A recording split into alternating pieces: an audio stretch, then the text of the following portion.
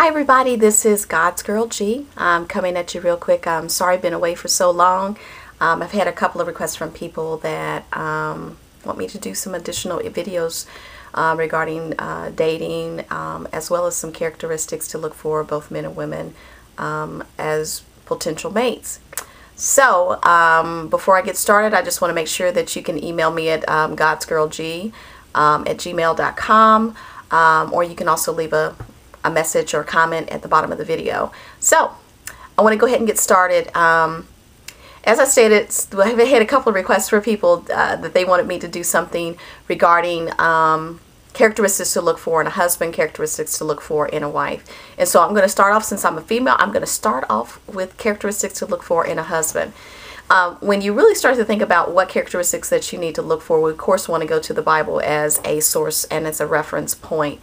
There's a lot of examples in the Bible, but at the end of the day, you should be looking for someone after God's own heart. But I also was able to identify some certain characteristics. So we're going to talk a little bit about David, some examples that he had, but I'm also going to read off some paper that I actually did to come up with the concept. So again, characteristics of a Christian husband. Characteristic number one, and this can be found in Genesis chapter 2 verses 24, he should actually be willing to put your relationship before all others.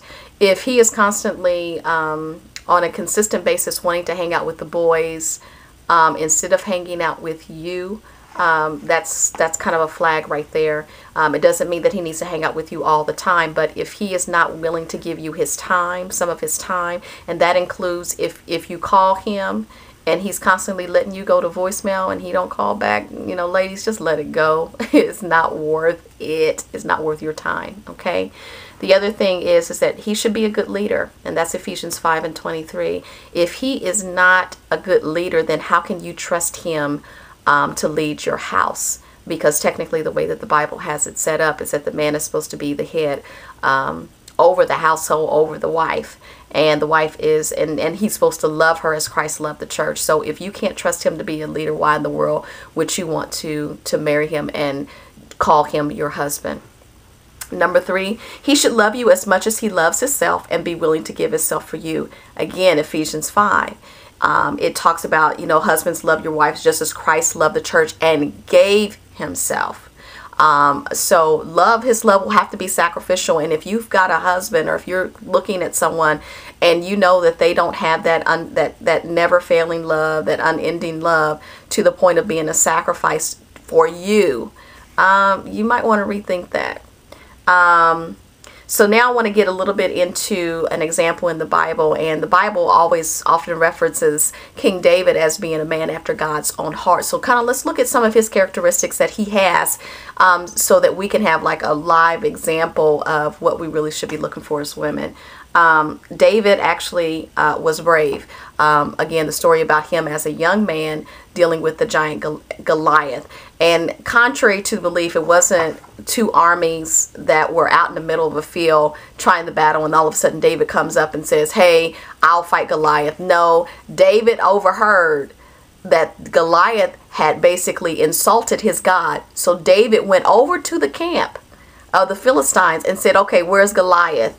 I will defeat him. And so then you know how the rest of the story goes. And Goliath actually, David actually killed the Goliath. So he's actually brave.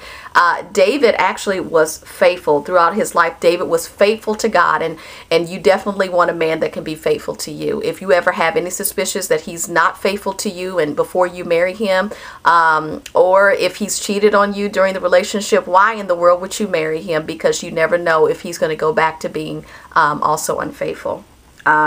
Next is that David was merciful, and there's so many examples of David's mercy that he's shown to people, that he had also an opportunity to kill King Saul, and he did not, even though King Saul did some things to David. But he had the opportunity. He had gone into the camp where King Saul was, and actually was able to take King Saul's sword And he could have killed him, but he did not. And so that's something that David was merciful.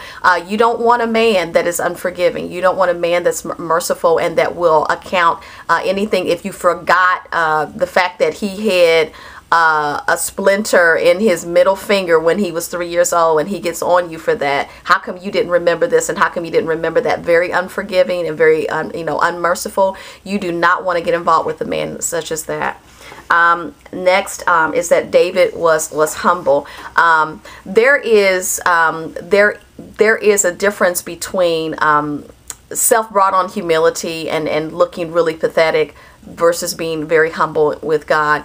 Do you really want a man that goes around flashing all his money and everything that he has? To me, that's not being humble. To me, that's just being flashy and showy, trying to get attention. You want a man that when he has it together, he knows how to show and display that humility, and that, you know what, in spite of everything, I might, have this, but it's thanks be to God. He's the one that provided it for me. You want someone that's really, really humble. So those are some of the things that I came up with for the male. So next I want to talk about the female. Being a virtuous woman is usually the criteria that people talk about when it comes to finding a wife, and that can be found in Proverbs 31st chapter. And it talks about many things in Proverbs 31, but one of the things that I want to point out before I talk about this is that Proverbs 31, nowhere will you see mentioned in that chapter where it talks about a physical description of the woman. It never said that she had to be 5'1" or 5'9", that she had to be a size 0, or that she had to be a size 14 or size 22. It doesn't talk about her physical attributes. It talks about those intangible attributes that are very lasting, because the book of Proverbs talks about a woman's beauty and how that can fade, but a woman who fears the Lord shall be revered. And so for men of God, I'm going to encourage you to make sure that you check yourself before you ask God what you want. If you're saying to God that you want a virtuous woman can come in many shapes, colors, and all of that. But I do want to kind of go over a couple of the attributes that Proverbs 31 talks about. It talks about trustworthiness, that she needs to be trustworthy, and that's found Proverbs 31:11 through 12. Next, she should be productive. That is found in Proverbs 31 verses 13 and then 16 through 19. You don't want someone that's never getting anything done. That's all I'm going to say. No, nothing else to be said. She has financial wisdom. It doesn't mean that she knows about the stock market or anything else, but she knows how to manage her money. If she's going to be managing things of the household, she needs to know how to manage her money. Next, she is generous and she is concerned. You don't want a stingy woman in your house, and I don't know how else to say that, men. You don't want a stingy woman in your house. If she's not going to give to the poor, if she's not going to be concerned about anybody, how in the world is she going to be concerned about you? So those are some traits to watch out for. Next, she's able to manage her household.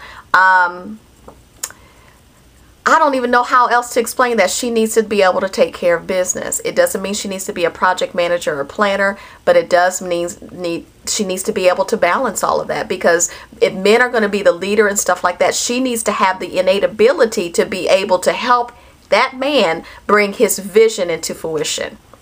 Next, she's got a feminine and modest appearance. And that's Proverbs 31, I believe, verses 22. Feminine appearance is basically, does she look like a woman? Modest appearance, you don't want her look a streetwalker where she's got everything showing. You want it to be a modest appearance, because I don't know, I would be concerned if I was with somebody and they have everything showing. I would just be concerned about that. But she just has a modest appearance. A modest appearance can be defined in so many different ways. It's kind of really, you're going to have to let God lead you in that area, women. But just again, a modest appearance. You don't need to show all of your business, because what God made is beautiful, and you don't want to just be putting everything out there in front of, on the street, so to speak. She is wise and she is kind. And wisdom, actually, it comes from God. It comes from above. The Bible talks about, wisdom being the principal thing. So you want to make sure that she's kind and that she's wise.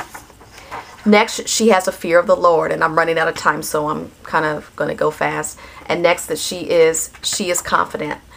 So those are some of the things that I wanted to bring to your attention today. And women, if you are not confident in certain things, then how are you going to attract the right man that can be confident with you?